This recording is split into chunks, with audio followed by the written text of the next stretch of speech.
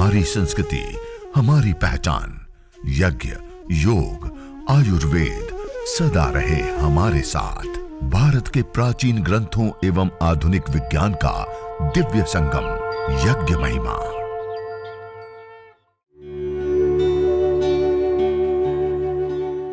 भारतीय संस्कृति में यज्ञ, योग एवं आयुर्वेद जैसी अमूल्य विद्याएं हैं, जिसका मूल है वेद।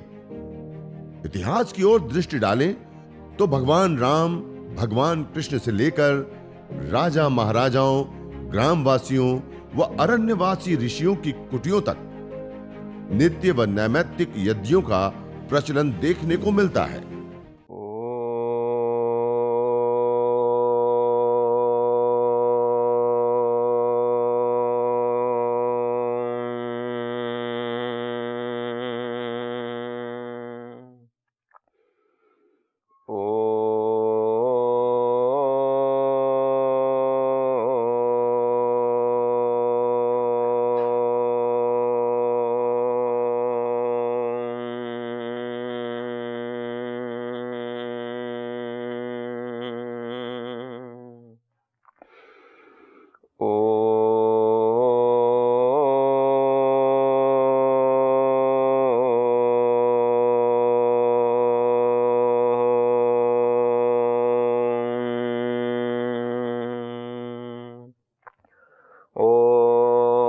विश्वानि देव सवितर्दुरितानि परासुवा यद्भद्रं तन्न आसुवा। आप सभी योग योद्धा, याज्ञिक साधक भाई बहनों को नमन करता हूं, वंदन करता हूं। आज हम सब एक साथ मिलकर के संपूर्ण भारतवर्ष से यज्ञ, हवन, अग्निहोत्र कर रहे हैं। YouTube के माध्यम से आज विशेष रूप से सब लोग जुड़ पा रहे हैं और जूम को हमने सामान्य रूप से रखा है कि कुछ लोगों का अनुभव आदि हम आपके साथ शेयर कर पाएं और उसका लाभ विशेष रूप से हम उठा पाएं। तो उस कारण से जूम का प्रयोग करते हुए, लेकिन मुख्य रूप से हम YouTube चैनल के ऊपर आज सभी लोगों को जोड़ने का प्रयास कर रहे हैं। यज्ञ करने के लिए, हवन करने के लिए, अग्निहोत्र करने के लिए जो वस्तुओं की आवश्यकता होती है, एक छोटा सा हवन कुंड कोई भी एक प्लेट में आप इस प्रकार से रख लें। उसके अंदर छोटी छोटी समिधाएं हमने ये नीचे रख दी हैं, आप देख पा रहे हैं इस प्रकार से। फिर 2 समिधाएं ऐसे खड़ी रख दी उसके ऊपर और 2 समिधाएं उसके ऊपर ऐसे आड़ी रख देते हैं और बीच में आप देख पा रहे हैं ये रुई रखी हुई है, थोड़ी सी ये रुई रखी और उस रुई के ऊपर घी को थोड़ा सा सिंचित कर देते हैं रुई के ऊपर, और छोटी छोटी समिधाएं हैं उसके ऊपर। और पहली बार कर रहे हैं तो ये समिधाएं जो हमने रखी है उसके ऊपर भी थोड़ा सा घी डाल सकते हैं। ऐसे थोड़ा सा घी सिंचित कर दिया और समिधाओं का चयन कर दिया। अब जो दूसरी समिधा है हमारे पास 3 समिधा है, ये 8 अंगुल कहते हैं इसको। ऐसे ये 8 अंगुल की समिधा होती है। ऐसी 8 अंगुल की 3 समिधाएं लेते हैं और उसको गाय के घी से इस प्रकार से सिंचित कर लीजिए। ये हमें जो समिधा दान करेंगे उस समय ये समिधाओं का आधान करना है। तो इस प्रकार से सभी लोग इन 3 समिधाओं को सिंचित कर लेंगे। 4 मंत्रों के माध्यम से हम 3 आहुतियां विशेष प्रदान करते हैं समिधाओं की। इन समिधाओं को गाय के घी से, और गाय का घी भी इस प्रकार से पिघला हुआ हो, जमा हुआ नहीं चाहिए। ये जैसे मैं आपके सामने प्रयोग कर पा रहा हूं, इस प्रकार से पिघला हुआ गाय का घी हो, गरम किया और हो सके तो इस गाय के घी के अंदर थोड़ा सा केसर है, जायफल है आदि का बारीक पाउडर करके और थोड़ी सी मात्रा में, जैसे 1 किलो घी है तो आधा तोला से लेकर के 1 तोला तक केसर और ऐसे ही जावित्री, जायफल आदि को पीस करके और गाय के घी में मिला करके और हल्का सा गर्म कर लेते, तो एक घी जो होता है वह सुगंधित बन जाता है। तो सुगंधित अर्थात संस्कृत घी का भी हम प्रयोग कर सकते हैं यज्ञ के लिए। ये हमने संविधाओं का जो हमें आधान करना है, उन संविधाओं को भी हमने पहले से ही गाय के घी से भिगा करके रख लिया। ये दीपक है, दीपक के अंदर एक बाती लगा दी और घी डाल दिया। इस प्रकार से दीपक को हम तैयार कर लें। एक आचमन पात्र, ये मेरे पास देख रहे, एक छोटी सी प्लेट अवशिष्ट जल को डालने के लिए, और एक छोटी सी कटोरी जिसमें पानी हो, और एक छोटी सी चम्मच आचमन और अंग स्पर्श की क्रियाओं के लिए। एक कलश ईशान कोण के ऊपर वेदी के रखते हैं, एक जल सिंचन आदि की क्रियाओं में विशेष करके लाभकारी होता है। और तीसरा हवन सामग्री, यह जड़ी बूटियां जो 4 गुण युक्त द्रव्य होते हैं, मिष्ट, पुष्ट, रोग निवारक और सुगंधित, ये 4 प्रकार के 4 गुण युक्त जो हवीर द्रव्य होते हैं उनका हम प्रयोग करते हैं, जिसमें विशेष रूप से आप मेरे सामने देख पा रहे काले तिल का हम हवन सामग्री में विशेष रूप से प्रयोग करते हैं। काले तिल में सेसमिन नाम का एक विशेष एंटीऑक्सीडेंट होता है, वो कैंसर जैसे घातक रोगों को ठीक करने में लाभकारी होता है। और कुछ ऐसे भी विटामिन और अलग अलग चीजें होती हैं जो हमारे हार्मोन्स को बैलेंस करती है, स्ट्रेस, तनाव आदि को दूर करने का कार्य करती हैं। और भी शरीर की पुष्टि से लेकर के संयोग वाह का एक विशेष गुण होता है, तो काले तिल का हम प्रयोग ले सकते हैं। चावल, ये मेरे सामने अक्षत चावल जो टूटा हुआ ना हो, सामान्य रूप से हम प्रयोग करते हैं, उसमें टूटे हुए भी चावल होते हैं। ये अक्षत चावल जो टूटा ना हो, पूरे चावल हो, पूरा दाना हो, ऐसे चावल का भी हम प्रयोग करते हैं। आयुर्वेद ग्रंथों में चावल को भी त्रिदोष सामक बताया गया है, और यज्ञों में चावल का, अक्षत का प्रयोग बहुत विशेष रूप से, जैसे तिल का भी विशेष रूप से प्रयोग होता है, ऐसे ही चावलों का। तो किसी के पास ये हवन सामग्री नहीं है तो इन द्रव्यों से भी कर सकते हैं। ऐसे ही गुग्गुल से भी, गुग्गुल पुष्टिकारक भी होता है, सुगंधित भी होता है, रोग निवारक भी होता है, दिंहणीय होता है, पुष्टि देने वाला होता है शरीर को। तो ये गुग्गुल है हमारे पास। घृत गुलगुलो होमे च सर्वोत्पातादि मर्दन, घी और एक गुग्गुल का हवन करने पर सभी प्रकार के उत्पाद शांत हो जाते हैं, और बाद में भी इस गुग्गुल की धुनी करते हैं हम। तो यह अथर्ववेद में कहा, न तम यक्ष्मा अरुंधते नैनम सपथो अश्नुते यम भेषजस्य गुलगुलो सुरभिर्गंधो अश्नुते। जिस व्यक्ति को इस गुग्गुल विशेष की सुगंधी सुरभि प्राप्त होती है, उसको कैसे कोई रोग हो सकता है, कैसे कोई ताप संताप हो सकता है, कैसे किसी भी प्रकार का कोई उसको रोग हो सकता है, तो कोई रोग भी नहीं होता उसको ये गुग्गुल की धुनी के लिए।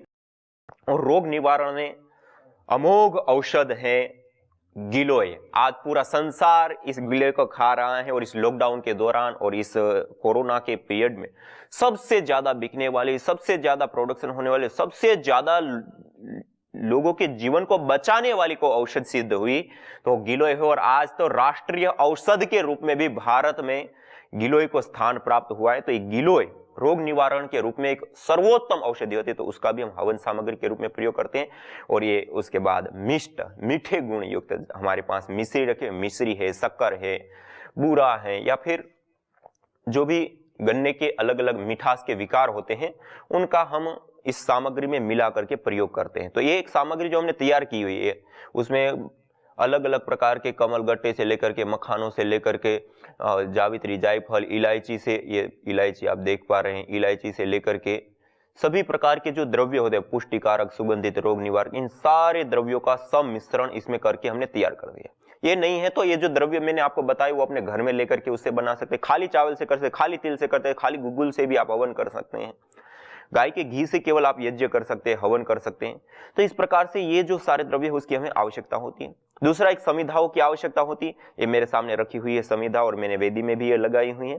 हम आज यज्ञ करेंगे गोमय समिधा, गाय के गोबर के स्टिक से बनी हुई ये गाय के गोबर की स्टिक है, और आज पूरे भारत में भी हम उपलब्ध करा रहे हैं गोमय समिधा। आपको खुशी होगी, आज के दिन से ही यह पतंजलि अभी मुख्य जो मेन स्टोर है वहां से शुरू होकर के आज के दिन से प्रारंभ हो रहा है कि ओपन मार्केट में सभी जगह पे स्टोर के ऊपर एक गोमय समिधा प्राप्त होने लगेगी। ये जो स्टिक है इसके ऊपर हमने काफी सारी इसमें औषधियों का चूर्ण बना करके इसके अंदर डालते हैं और बनाते हैं, और इसकी एफिशिएंसी सामान्य लकड़ी की अपेक्षा 2.5 गुना ज्यादा होती है। इसका वजन हल्का होने के कारण और जितने 100 ग्राम में और लकड़ी आती है उसकी अपेक्षा 100 ग्राम में और ज्यादा लकड़ी आ जाती है, और एफिशिएंसी 2.5 गुना ज्यादा मानी। जहां पे हम उस लकड़ी को जितना जलाते हैं उसकी अपेक्षा कई गुना कम जलाने पर भी ज्यादा अग्नि हमें प्राप्त होती है। और यज्ञ में आप देखेंगे, अभी आप यज्ञ करेंगे तो ये लकड़ी हमने जैसे लगाई वैसे की वैसी रहती है। दूसरी लकड़ी लगाते हो फिर गिर जाती है और टूट जाती है। ये जैसे आपने पहले लगाई, अग्नि शांत होने तक, पूरा यज्ञ होने तक वो लकड़ी वैसे की वैसी रहती है। और गाय के एक विशेषता है कि इसके ऊपर हम जितनी भी आहुति गाय के घी की दे वो नीचे नहीं जाएगी, उसको वो अवशोषित कर लेती है। जबकि हम दूसरी लकड़ी लगाते हैं तो उससे वो गाय का घी फिर वेदी में नीचे भी उतर जाता है ज्यादा यदि हो गया तो। और इससे अतिरिक्त ये जो गाय के स्टिक जलने के बाद जो इसकी भस्म बचती है, वो भस्म भी बहुत ही ज्यादा विशेष लाभकारी होती है। इस भस्म को खरल करके हम चर्म रोगों में लगा सकते हैं, अलग अलग प्रकार के फंगल इन्फेक्शन आदि को दूर करने में भी लाभकारी होती हैं। हम जो पानी पीते हैं उस पानी के अंदर डाल करके पीते हैं तो वो पानी को अल्कलाइन बनाता है, पानी की एक्टिविटी को बरकरार रखने का कार्य करता है। और इतना ही नहीं, उसके टीडीएस को भी मेंटेन रखता है और पीएच वैल्यू को बढ़ाता है, अर्थात अल्कलाइन पानी बना देता है। और उस अल्कलाइन पानी को पीने से हर प्रकार के रोगों से हमें निजात और मुक्ति प्राप्त होती है। तो इसलिए एक गाय के गोबर की समिधा का भी हम प्रयोग ले सकते हैं। तो ये कुछ यज्ञ के लिए अत्यंत आवश्यक। और ये जैसे सामग्री का मैंने बताया, तो आयुर्वेद में कहा आयुर्वेदेषु यत् प्रोक्तम यस्य रोगस्य भेषजम तस्य रोगस्य शांत्यर्थम तेन तेनेव होम्येत। आयुर्वेद में जिस रोग की शांति के लिए जो जो द्रव्यों की हमें आवश्यकता होती है, अपेक्षा होती है, उन द्रव्यों का प्रयोग करने पर हमारे वह रोग शांत हो जाते हैं। जैसे हमारे पास विषग्न धूप है, ये सुश्रुत संहिता का एक नुस्खा है कि जो वायु प्रदूषण हो जाता है उस समय वायु प्रदूषण को दूर करने के लिए लाख, हरिद्रा, अतीस, निर्गुंडी आदि कुछ विशेष द्रव्यों का सम्मिश्रण करके इसका धूम्र और हवन करने पर वायु प्रदूषण ठीक हो जाता है। इसी प्रकार से एक गर्भधा हवन सामग्री है जो माताओं बहनों से संबंधित अलग अलग प्रकार की जितनी भी समस्याएं रहती हैं तो उसके लिए विशेष करके लाभकारी होती हैं। इसी प्रकार ये दिव्य हवन सामग्री जो पतंजलि सारे स्टोर के ऊपर उपलब्ध है, सभी प्रकार के रोगों को दूर करने के लिए, देव पूजन के लिए विशेष करके लाभकारी होती हैं। इसी प्रकार से ये गाय का घी तो है ही है, उसके साथ साथ यक्ष्माहर सामग्री जो है वह यक्ष्माहर हमारे श्वास से संबंधित जितने भी रोग होते हैं उसमें विशेष रूप से लाभकारी है। देव पूजा हवन सामग्री देवी शक्तियों का पूजन, अर्थात अग्नि, वायु, जल, पृथ्वी आदि ये जो 5 तत्व है उसको यथास्थिति लाने के लिए, और उसके साथ साथ सुगंधित पुष्टिकारक के रूप में, रोग निवारक के रूप में, सर्व रोग निवारण में ये देव पूजा हवन सामग्री विशेष रूप से लाभकारी होते हैं। और सुगंधि का और पीत के रोग जिसको हो जाता है उसके लिए श्वेत चंदन शीतल होता है, उसकी धुनी करने पर, उसका हवन करने पर उसको शीतलता मिलती है। अभी ग्रीष्म ऋतु आ रही है तो ग्रीष्म ऋतु में विशेष करके हम चंदन का प्रयोग ले सकते हैं धुनी करने में, गुलाब की पत्तियों का प्रयोग ले सकते हैं। और उससे जो पीत से संबंधित जो रोग होते हैं उन रोगों का शमन होता है। और उसके साथ साथ सुरभि सुगंधित चंदन के उसमें परफ्राल नाम का तत्व होता है, उसको जब हम लेते हैं तो वो उसको कहते हैं सो मनस्य करे, हमें मन को आह्लादित करने वाला होता है, मन को शांत करने वाला, सहेज करने वाला होता है, तो चंदन का प्रयोग है। इसी प्रकार जिनको हार्ट से संबंधित अलग अलग रोग होते हैं उसको हृदय हवन सामग्री, कैंसर आदि रोग है तो उसके लिए कैंसर नासी हवन सामग्री, अर्थात रोगानुसार हवन सामग्री। सामान्य रूप से हम देव पूजा हवन सामग्री है, दिव्य हवन सामग्री है, काले तिल है, चावल है, यही सारा मिश्रण उसमें होता है गिलोय आदि का, तो उसी से हम हवन कर सकते हैं। और विशेष यदि रोग विशेष है तो उस रोग विशेष के लिए जो विशेष हवन सामग्री है उसका हम यज्ञ में प्रयोग करते हैं, तो वो चिकित्सा यज्ञ हो जाता है। तो आइए आज हम सब लोग मिल करके, आज संपूर्ण भारतवर्ष से आप लोग जुड़े और हम प्रति रविवार सब साथ में मिल करके हमारे ऋषियों के द्वारा दी गई यह अमोघ विद्या यज्ञ को हम सब मिलकर के प्रति रविवार करेंगे, अपने जीवन में उतारेंगे और औरों को भी अपनाने के लिए प्रेरित करेंगे। यह यज्ञ मानवीय चेतना का उत्कर्ष कर हमें अति मानस चेतना की ओर अग्रसर ले जाता करता है। यज्ञ जड़ और चेतन दोनों में सात्विकता का संचार करता है।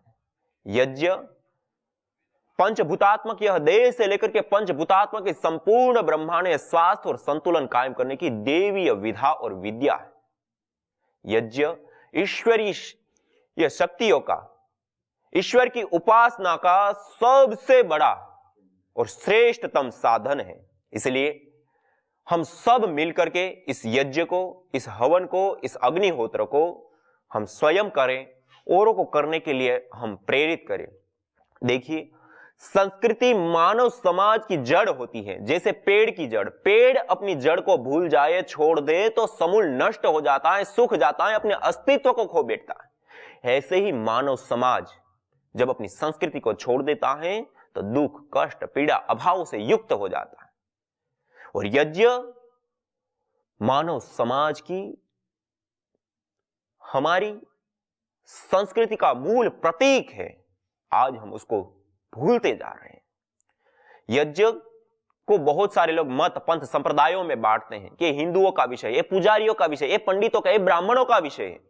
नहीं, ये मानव मात्र का विषय है।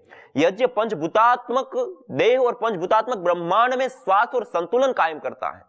अयम यज्ञो विश्वस्य भुवनस्य नाभिकः।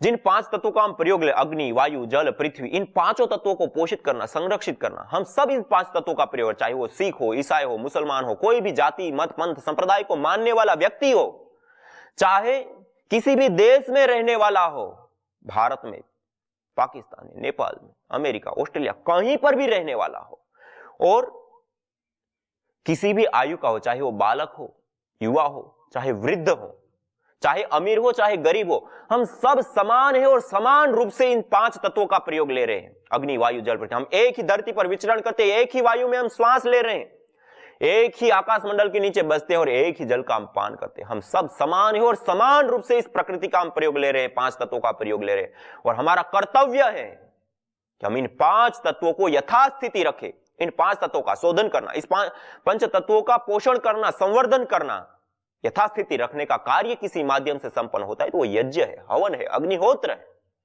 इसलिए आइए हम सब संकल्प ले, स्वयं तो यज्ञ करेंगे ही, लेकिन औरों को भी यज्ञ के साथ जोड़ेंगे। और आज इस प्रकृति में जो असंतुलन, ग्लोबल वार्मिंग, ओजोन परत का क्षरण, वायु प्रदूषण, रेडिएशन से लेकर के ना जाने अनेक प्रकार की समस्याओं आज पूरा विश्व जूझ रहा है, और उसका सटीक, वैज्ञानिक, सार्वभौमिक और सार्थक कोई समाधान है तो वह यज्ञ, हवन, अग्निहोत्र है।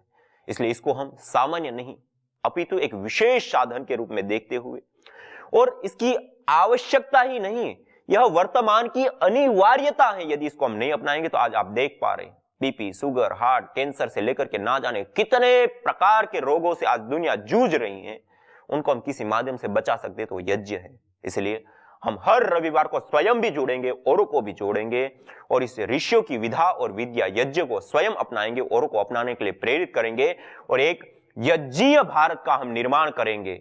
इसलिए इस कार्यक्रम का नाम ही विशेष रूप से यही दिया, हरिद्वार से हर द्वार बने यज्ञीय परिवार। हमें हर परिवार को यज्ञीय बनाना है। एक दिन ऐसा आए कि हम कोई भी गांव, गली, भारत वर्ष के चले जाएं, सभी जगह पे प्रातःकाल में मंत्रों की ध्वनि गुंजायमान हो, सुर भी हमें यज्ञ की देखने को मिले। ऐसे भारत का, दिव्य भारत का, भव्य भारत का, याज्ञिक भारत का हमें पुनः निर्माण करना है। आइए हम इसी संकल्प के साथ हम सब मिलकर के इस यज्ञ को, हवन को, अग्निहोत्र को हम संपन्न करेंगे। सभी लोग सीधा बैठते हुए 3 बार पावन ओंकार का उद्घोष करेंगे।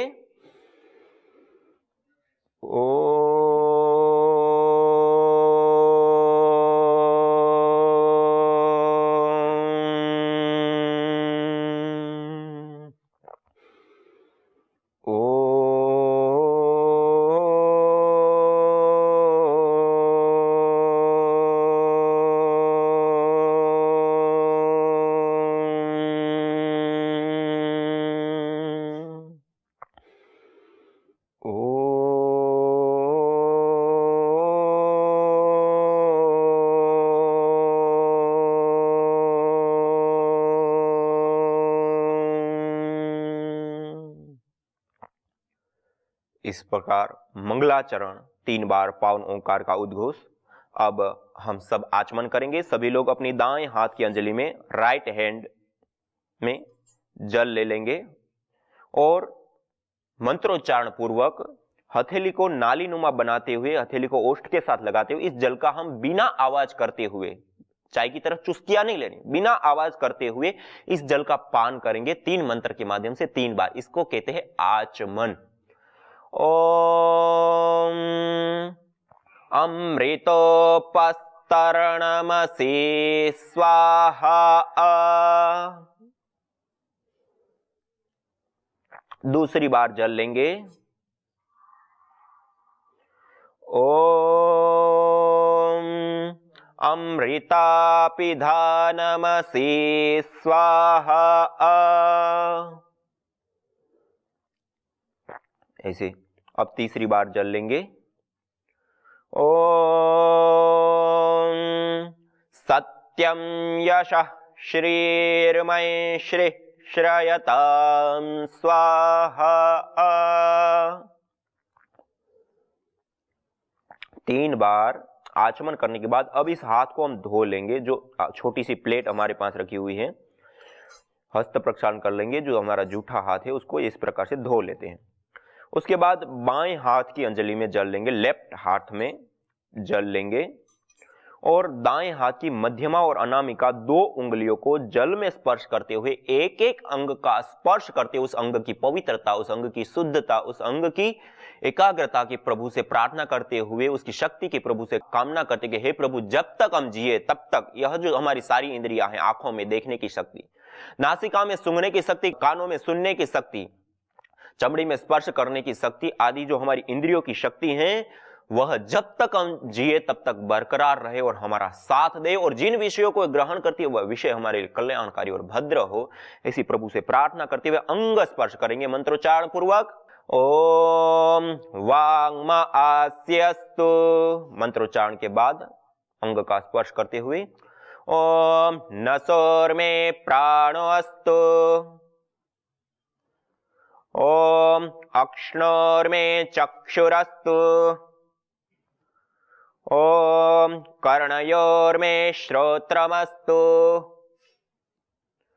ओम बाह्वोर्मे बलमस्तु, ओम ऊर्वोर्म ओजोऽस्तु, ओम अरिष्टानि मिंगानि तनुस्तन्वा मे सह सन्तु। शरीर के सभी अंगों के ऊपर, अवयवों के ऊपर, इंद्रियों के ऊपर जल का छिड़काव करते हुए यह आचमन और अंग स्पर्श की क्रियाएं हमने संपन्न कर ली। यज्ञ अस्थमा से लेकर कैंसर जैसे जानलेवा रोगों से बचाने के साथ ही तनाव, अनिद्रा व अवसाद आदि मानसिक रोगों को दूर कर शांति व सौमनस्य प्रदान करता है। यज्ञ से विषैली गैसों में भारी मात्रा में कमी आती है व जानलेवा बैक्टीरिया, वायरस, फंगस आदि नष्ट होते हैं एवं रेडिएशन को भी कम करता है। यज्ञ भूमि की उर्वरा शक्ति एवं फसलों में एक्टिव कंपाउंड को बढ़ाता है तथा रोगों की रोकथाम भी करता है। यज्ञ कृषि से उत्पन्न अन्न, फल आदि उत्तम पोषक तत्वों से युक्त एवं स्वादिष्ट होते हैं। यज्ञ उत्तम वर्षा करने वाला तथा जलाशयों का शोधन करने वाला होता है। यज्ञ जड़ एवं चेतन दोनों में सात्विकता का संचार करता है। यज्ञ जहां भौतिक ऐश्वर्य एवं पुण्यों को प्रदान करता है, वहीं आध्यात्मिक जीवन में मानवीय चेतना का उत्कर्ष करके अतिमानस चेतना की ओर अग्रसर करता है। यज्ञ भारतीय संस्कृति की मुकुट मणि है, प्रतीक है, मूल है। मानव जीवन के हर पहलू के साथ यज्ञ जुड़ा हुआ है, चाहे वह संस्कार हो, चाहे पूजा पाठ या फिर पर्व से लेकर हर शुभ अशुभ अवसरों में भी यज्ञ करने की सार्वभौमिक, वैज्ञानिक एवं पंथ निरपेक्ष पावनी परंपरा रही है। आइए हम संकल्प लें, संसार के श्रेष्ठतम कर्म यज्ञ को अपनाएं। पिंड और ब्रह्मांड में संतुलन कायम करने वाले यज्ञ को अपने जीवन का अभिन्न अंग बनाएं एवं प्रकृति मां के प्रति अपने ऋणों को अदा करें। विश्व स्वास्थ्य का एक नारा, यज्ञ से होगा जग उजियारा।